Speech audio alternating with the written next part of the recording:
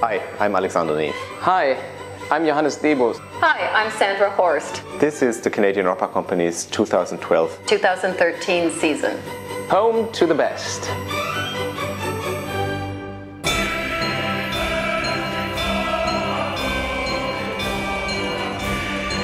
Roman Vargas is one of the most important tenors of our time, and it's a real honor for the COC that he has chosen to make his stage and role debut as Manrico.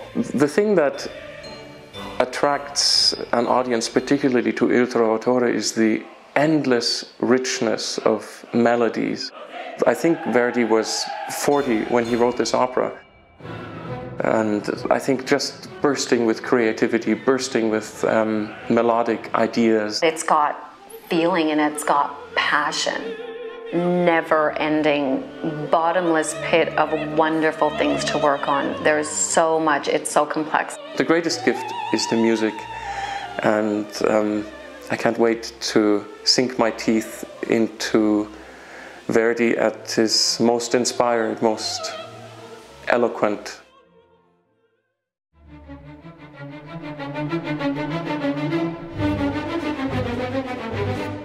We really wanted to bring back Fledermaus to the COC after an absence of 20 years because it's such a fantastic, fun piece.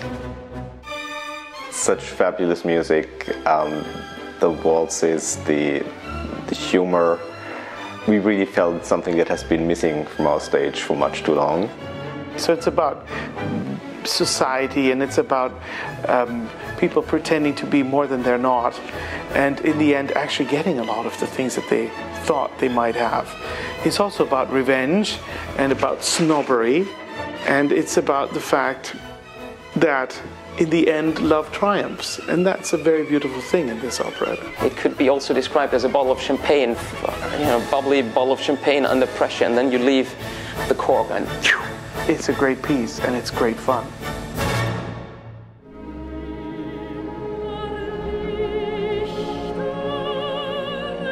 I am so delighted to be coming back after 17 years of absence. And I'm thrilled, particularly that Tristan is the story that the opera that brings me back. We have the most glorious, wonderful, passionate music. It goes by so quickly. And because you are so engaged with all of the emotions, all of the music, the story, it's just all-encompassing. When I got appointed to the COC in 2008, one of the first people I approached to come and work here was Peter Sellers. And this production of Tristan is a production that I had done with him in Paris before, and it's really one of the most important artistic experiences of my life. What Bill Viola's videos bring to the piece, I look at it as a moving canvas that provides commentary on the music and really draws you more into the piece. The real quality of the production is that it's totally timeless. It starts dark and it's intense and wow, what a great place.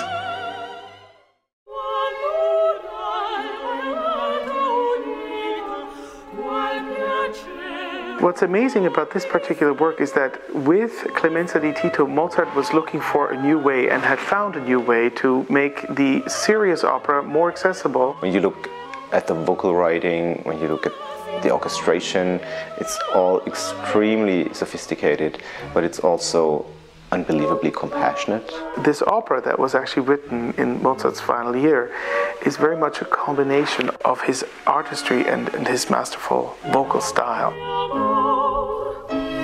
Then there is this music by Mozart, which I can only describe as divine. Really leads to another sphere. Maybe it leads a bit closer to heaven. So ultimately, a really moving experience.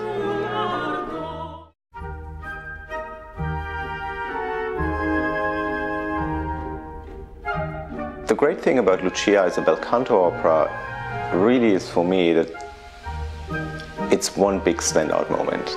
The tension never stops. What's really special about our production is that it was done for Anna Christie. It was done for who she is as a singer, who she is as a person. I think that what has kept Lucia at the forefront of bel canto repertoire is the drama of the story. It's so moving. The very special tension of that production really comes from them being very, very young. They're not adults, they're young people between their teenage and adulthood. It really speaks to the human condition, I think. It's in a way a very believable kind of story. What he actually did, he went back to the original story, said this is not just about pretty tunes. This is actually about a story that's meaningful.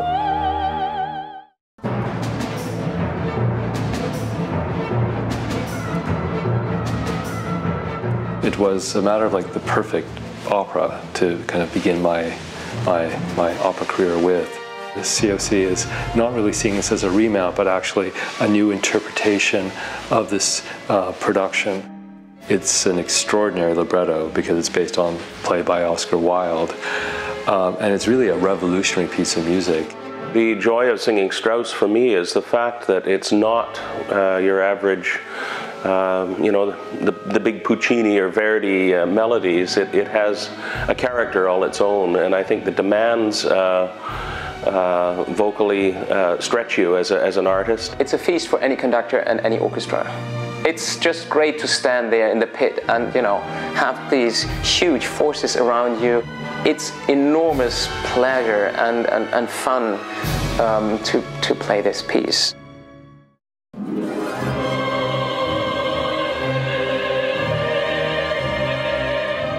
It's an extremely powerful and unusual and beautiful work. It's not like anything else. The whole thing has a genuine honesty and sincerity to it. Every time I sing the words, you have no choice but to believe in it, regardless of your faith, I think, because this is about conviction, what you believe in. The Dialogue des Carmélites is a piece which has always a profound influence on people. I can't think of any other finale in any opera that's as powerful as the finale in Dialogue of Carmélites. As a director, you sort of dream of taking the several thousand different people in an audience and turning them into one each night, and every night the vibe is different. You can't describe why that is so, but it is the case, and sometimes the whole auditorium comes together as one and you can feel it. It often does with the Dialogue of the Carmélites. This is opera. This is the Canadian Opera Company. Home to the best.